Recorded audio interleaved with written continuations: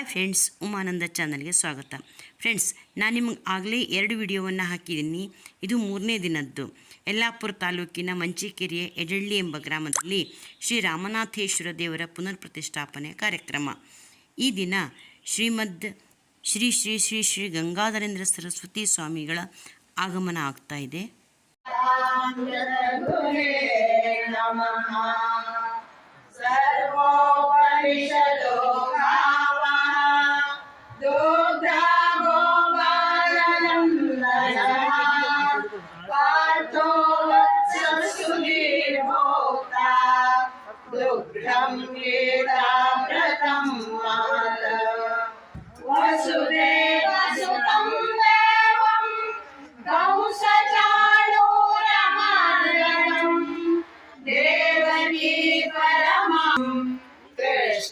वंदे जगद्गुरुं भीष्मद्रोणतटा जयद्रथजला गान्धारनीलोपला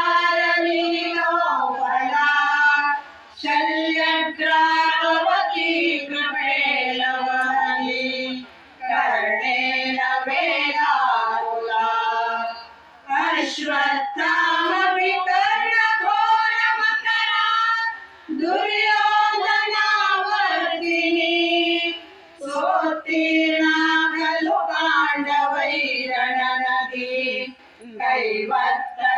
केशवः पाराशर्यवचः सरोजममलं गीतार्थगन्धोत्कटं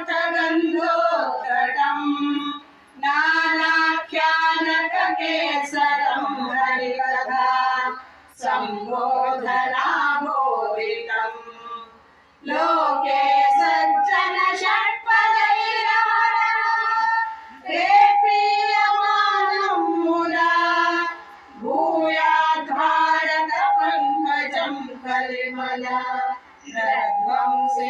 श्रेयसे मूकं करोति वाचालं पङ्गुं लङ्घयते गिरिं यत्कृपातमहं वन्दे परमानन्दमाधवम्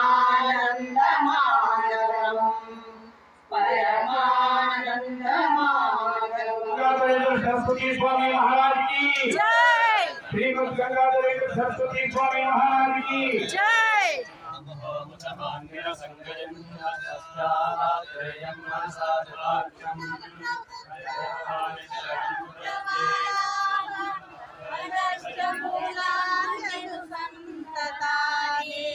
कर्माणि वन्दीनि मनुष्यलोके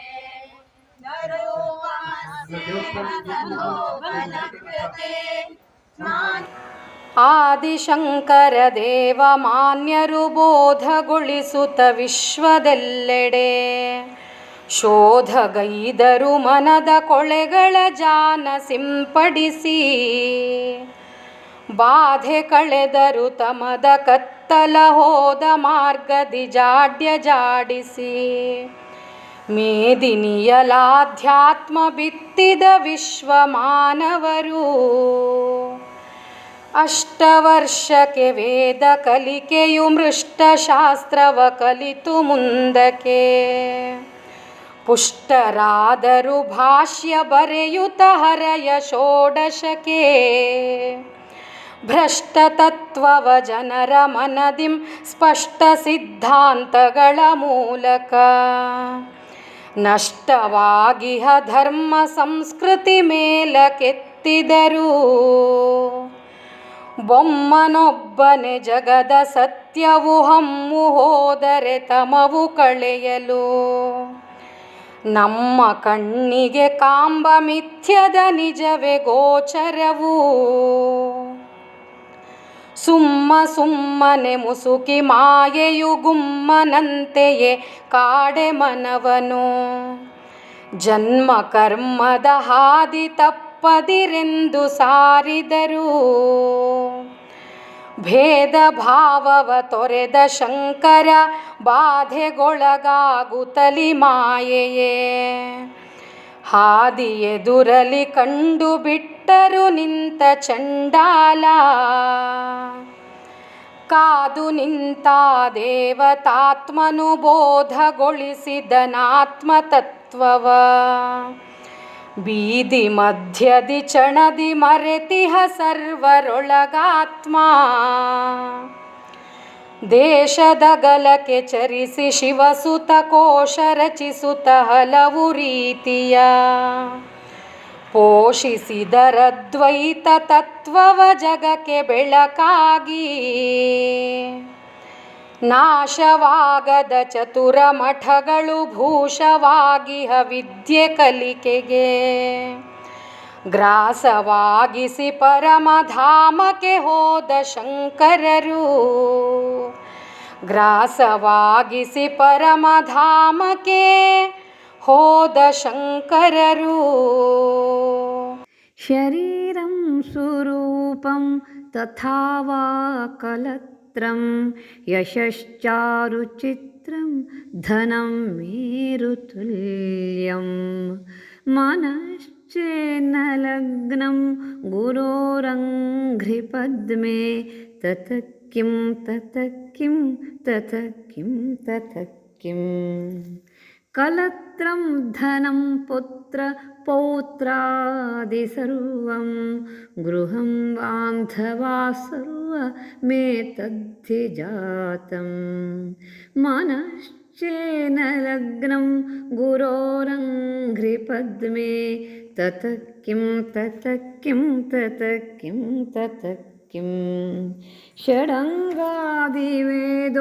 ಮುಖೇ ಶಾಸ್ತ್ರವಿದ್ಯಾ ಕವಿತ್ವಾದಿಗದ್ಯಂ ಸುಪದ್ಯಂ ಕರೋತಿ ಮನಶ್ಚೇನ ಲಗ್ನಂ ಗುರೋರಂಘ್ರಿಪದ್ಮೆ ತತಃ ಕಿಂ ತತಃ ಕಿಂ ತತಃ ಕಿಂ ತತಃ ಕಿಂ.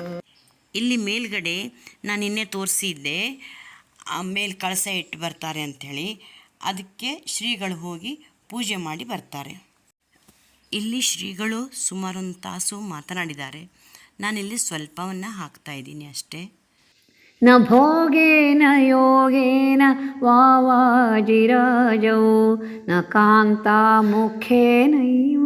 ವಿತ್ತೇಷು ಚಿತ್ತಂ ಮನಶ್ಚೇನ ಲಗ್ನಂ ಗುರೋರಂಘ್ರಿಪದ್ಮೆ ತತಃ ಕಿಂ ತತಃ ಕಿಂ ತತಃ ಕಿಂ ತತಃ ಕಿಂ ಅರಣ್ಯೇನ ವಾ ಸ್ವಸ್ಯ ಗೇಹೇನ ಕಾರ್ಯೇ ನ ದೇಹೇ ಮನೋ ವರ್ತತೆ ಮೇ ತ್ವನರ್ಘ್ಯೇ ಮನಶ್ಚೇನ ಲಗ್ನಂ ಗುರೋರಂಘ್ರಿಪದ್ಮೆ ತತಃ ಕಿಂ ತತಃ ಕಿಂ ತತಃ ಕಿಂ ತತಃ ಕಿಂ. ಆಶೀರ್ವಾದವನ್ನು ಮಾಡಿದ್ದಾರೆ. ಅದೇ ರೀತಿ ಕೆಲಸ ಆಗಿದೆ. ಸಣ್ಣವರು ನಮ್ಮ ಹತ್ರ ಏನು ಶಿಲಾಯಿಂದ ಕಟ್ಟಲಿಕ್ಕೆ ಆಗ್ತದೋ ಇಲ್ಲೋ ಹೇಳ್ತಕ್ಕಂಥ ವಿಚಾರ ನಮ್ದಿತ್ತು. ಆದರೆ ಭಗವಂತನಿಗೆ ಶಿಲೆಯಿಂದಲೇ ಮಾಡಿಸ್ಕೊಳ್ಬೇಕು ಅಂತಕ್ಕಂಥ ವಿಚಾರ ಬಂದಾಗ ಎಲ್ಲರ ಸಹಕಾರದೊಂದಿಗೆ ಇವತ್ತು ದೇವಸ್ಥಾನ ನಿಂತಿದೆ. ನಾವು ಈ ಒಂದು 15 ದಿವಸದ ಹಿಂದೆ ಮೇಲೆ ತಾಮ್ರದ ತಗಡನ್ನು ಹೊದಿಕೆಯನ್ನು ಮಾಡಲಿಕ್ಕೆ ಆಗೋದಿಲ್ಲ ಹೇಳ್ತಕ್ಕಂಥ ಸಂದರ್ಭ ಬಂದಿತ್ತು, ಹಂಚನ್ನು ಹಾಕ್ಬಿಡುವ ಅಂಥೇಳಿ. ಆದರೆ ದೇವರ ಆಶೀರ್ವಾದ, ದೇವರ ಕೃಪೆ ನಮ್ಮ ಮೇಲೆ ಇರೋದ್ರಿಂದ ಇವತ್ತು ಸಂಪೂರ್ಣವಾಗಿ ಆ ಒಂದು ತಾಮ್ರದ ತಗಡ ಹೊದಿಕೆಯನ್ನು ಮಾಡಲಿಕ್ಕೆ ಸಾಧ್ಯ ಆಯಿತು. ಎಲ್ಲರ ಕೈ ಜೋಡಿಸಿದ್ರಿಂದ ಈ ಒಂದು ಕೆಲಸ ಆಗಿದೆ. ನಮ್ಮನ್ನೇ ನಿಂತಿದೆ. ಶ್ರೀಗಳ ಆಶೀರ್ವಾದ ನಮಗೆಲ್ಲರಿಗೂ ಸಿಗಲಿ ಅಂತಕ್ಕಂಥ ವಿಚಾರವನ್ನು ತಮ್ಮೆಲ್ಲರ ಪರವಾಗಿ ಆಶೀರ್ವಚನೆ ಮಾಡಬೇಕು ಅಂತ ಕೇಳ್ಕೊಳ್ತಾ ಇದ್ದೇನೆ. ಗರ್ಭಗುಡಿಯಲ್ಲಿ ಶಿವ ಒಬ್ಬನೇ ಇರ್ತಾನೆ. ಹೊರಗೆ ಒಂದು ಕಡೆ ಗಣಪತಿ, ಇನ್ನೊಂದು ಕಡೆ ಅಮ್ಮನವರು ಇರ್ತಾರೆ. ನಿಮ್ಮೂರಿನ ದೇವಸ್ಥಾನದಲ್ಲಿ ಎಲ್ಲರೂ ಒಂದೇ ಗುಡಿ ಒಳಗಿದ್ದಾರೆ.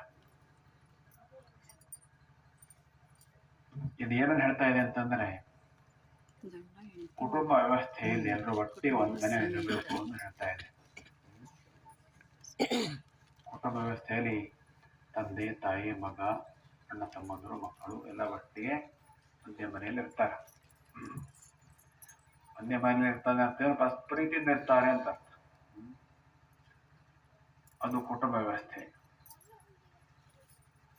ಅದು ಎಲ್ಲ ಮನೆಗಳಲ್ಲೂ ಇದೆಯೋ ಒಂದು ಪ್ರಶ್ನೆ ಹಾಕ್ಕೊಳ್ಬೇಕೀಗ. ಅನೇಕ ಮನೆಗಳಲ್ಲಿ ಸಮಸ್ಯೆ ಅಂತ ಕೂತ್ಕೊಂಡಿದೆ ಅದು. ಕೆಲವು ಮನೆಗಳಲ್ಲಿ ಏನಾಗ್ತದೋ ಏನೋ ಅನ್ನೋ ಸ್ಥಿತಿಯಲ್ಲಿದೆ. ವಿರಳವಾಗಿ ಪತಿ ಪತ್ನಿಯರೇ ಪರಸ್ಪರ ಕೋರ್ಟ್ನಲ್ಲಿ ವ್ಯಾಜ್ಯ ಮಾಡಿಕೊಳ್ಳೋರು ಇದ್ದಾರೆ.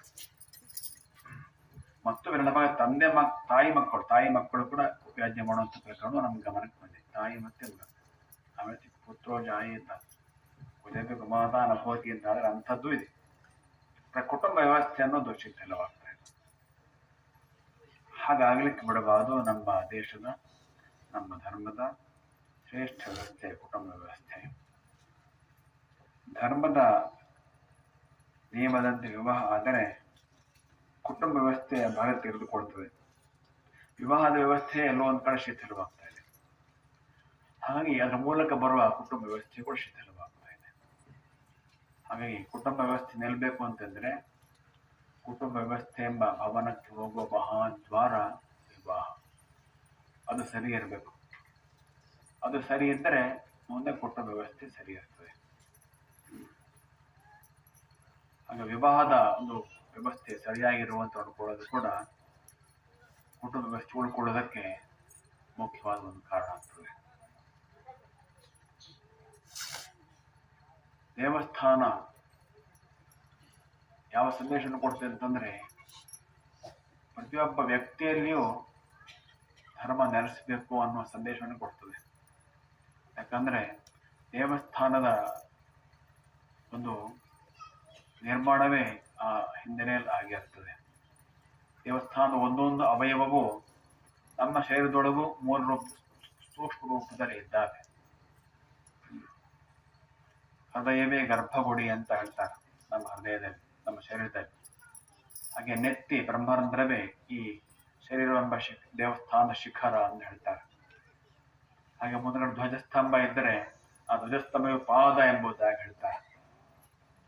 ಹೀಗೆ ಒಂದೊಂದು ಅವಯವೂ ಕೂಡ ನಮ್ಮ ಶರೀರದ ಒಳಗೂ ಕೂಡ ರೂಪದಿಂದ ಇರ್ತದೆ. ಇದರ ಅರ್ಥ ಏನು ಅಂತಂದ್ರೆ ನಮ್ಮ ಜೀವನ ಕೂಡ ಧರ್ಮಮಯವಾಗಬೇಕು, ದೇವತಾಮಯವಾಗಬೇಕು. ಒಂದು ದೇವಸ್ಥಾನದ ಆ ನಿರ್ಮಾಣವೇ ಆ ಸಂದೇಶವನ್ನು ಕೊಡ್ತದೆ. ಹಾಗಾಗಿ ವ್ಯಕ್ತಿಯ ಧರ್ಮ ನೆಲೆಸುವುದು ಅದು ಕೂಡ ಇನ್ನೊಂದು ಬಹಳ ಮುಖ್ಯ. ಕುಟುಂಬಗಳಲ್ಲಿ ಧರ್ಮ ನೆಲೆಸುವುದು, ಸಾಮರಸ್ಯ ಇರುವುದು, ಕುಟುಂಬ ವ್ಯವಸ್ಥೆ ಒಂದು ಸಂದೇಶವಾದರೆ ಇನ್ನೊಂದು ಸಂದೇಶ ವ್ಯಕ್ತಿಗಳ ಧರ್ಮ ಉಳಿಬೇಕಾದದ್ದು ಇನ್ನೊಂದು ಸಂದೇಶ. ದೇವಸ್ಥಾನವನ್ನ ನಿರ್ಮಾಣ ಮಾಡಿದ ಮೇಲೆ ಹೊಸ ಹೊಣೆಗಾರಿಕೆ ನಿಮಗೆ ಪ್ರಾರಂಭ ಆಯ್ತು. ಇನ್ನು ಪೂರ ನಿರ್ಮಾಣ ಆದಂಗೆ ಕಾಣೋದು, ಸ್ವಲ್ಪ ಕೆಲಸ ಇದ್ದಂಗೆ ಕಾಣ್ತಾ ಇಲ್ಲ. ಆದ್ರೂ ದೇವ ಪ್ರತಿಷ್ಠಾಪನೆ ಆದ್ಮೇಲೆ ದೊಡ್ಡ ಶಕ್ತಿ ಬಂದಂಗೆನೆ ಅದರಿಂದ ನಿಮಗೆ ಮುಂದೆ ಕಷ್ಟವಾಗುವುದಿಲ್ಲ. ಅದ್ರ ಕೆಲಸ ಇದೆ. ಅದರಿಂದ ಅದನ್ನು ಪೂರ್ತಿ ಮಾಡಬೇಕಾದದ್ದು ಈಗ ನಿಮಗಿರುವ ತಕ್ಷಣದ ಹೊಣೆಗಾರಿಕೆ. ಆದರೆ ಮುಂದೆ ದೀರ್ಘಕಾಲಿಕ ಅಥವಾ ಶಾಶ್ವತ ಹೊಣೆಗಾರಿಕೆ ಅಂತಂದರೆ ದೇವರ ನಿತ್ಯ ಪೂಜೆ ಆಗುವಂತೆ ಮಾಡೋದು. ನಿತ್ಯ ನೈಮಿತ್ತಿಕ ಎರಡೂ ಇರಬೇಕು. ನಿತ್ಯ ಪೂಜೆ ಬೆಳಗ್ಗೆ ಮಧ್ಯಾಹ್ನ ಸಾಯಂಕಾಲ ಮುತ್ಯಕಾಲ ಪೂಜೆಯೂ ಇರ್ತದೆ. ಕೆಲವು ಕಡೆ ಒಂದೇ ಪೂಜೆ ಇರ್ತದೆ, ಜನಕ್ಕೊಂದು ಪೂಜೆ ಇರ್ತದೆ. ಯಾವುದಾದ್ರೂ ಒಂದು ಹಿಡ್ಕೊಂಡು ತಪ್ಪದೆ ಒಂದು ದಿವಸ ಮಾಡ್ಕೊಳ್ತಾ ಹೋಗೋದು ಇನ್ಮೇಲೆ ನಿಮ್ಗಿರುವ ಒಂದು ಗಟ್ಟಿಯಾದ ನಿಯಮ. ಅದನ್ನು ನೀವೆಲ್ಲ ಮಾಡಬೇಕು, ಮಾಡ್ತೀರಿ. ಈ ಹಿಂದೆ ಕೂಡ ಮಾಡ್ತಾ ಇದ್ದೀರಿ. ಅದನ್ನ ಶಾಸ್ತ್ರೋಕ್ತ ವಿಧಿಯಂತೆ ಮಾಡೋದು ಬಹಳ ಮುಖ್ಯ. ಹೆಂಗೋ ಪೂಜೆ ಆದರೆ ಅದು ಪೂಜೆ ಆದ ಲೆಕ್ಕವೇ ಅಲ್ಲ. ಹೆಂಗೋ ಪೂಜೆ ಆದರೆ ಅದು ಕೆಲವೊಮ್ಮೆ ದೋಷವೂ ಆಗ್ತದೆ, ಪ್ರಾಯಶ್ಚಿತ್ತ ಹೇಳ್ತಾರೆ ಅದಕ್ಕೆ. ಹಾಗಾಗಿ ಶಾಸ್ತ್ರೋಕ್ತ ಕರ್ಮದಂತೆ ಪೂಜೆ ಆಗುವ ಹಾಗೆ ನೋಡಿಕೊಳ್ಳಿ. ಶ್ರೀಗಳು 1 ತಾಸು ಪ್ರವಚನ ಮಾಡಿ ಆಮೇಲೆ ವಾಪಸ್ ತೆರಳ್ತಾ ಇದ್ದಾರೆ. ನಂತರ ಊಟಕ್ಕಾಗತ್ತೆ, ಎಲ್ಲರೂ ಊಟವನ್ನು ಮಾಡ್ತಾರೆ. ಊಟ ಆದಮೇಲೆ ರಾತ್ರಿ 10 ಗಂಟೆ ತನಕ ನಾನು ನಿಮಗೆ ಕಾರ್ಯಕ್ರಮವನ್ನು ತೋರಿಸ್ತಾ ಇರ್ತೀನಿ. ವೀಕ್ಷಕರೇ, ಇನ್ನೂ ಯಾರು ನನ್ನ ಚಾನಲ್ ಸಬ್ಸ್ಕ್ರೈಬ್ ಮಾಡ್ಕೊಳ್ಳಿಲ್ಲ, ಸಬ್ಸ್ಕ್ರೈಬ್ ಮಾಡಿರಿ, ಶೇರ್ ಮಾಡಿರಿ, ಆಲ್ ಅಂತ ಬೆಲ್ ಐಕಾನ್ ಬಾರಿಸ್ರಿ. ಈ ವಿಡಿಯೋವನ್ನು ಇಲ್ಲಿಗೆ ಮುಗಿಸ್ತೀನಿ. ಇನ್ನೊಂದು ವಿಡಿಯೋದಲ್ಲಿ ಊಟ ಆದ ಮೇಲಿಂದ ಕಾರ್ಯಕ್ರಮವನ್ನು ತೋರಿಸ್ತೀನಿ.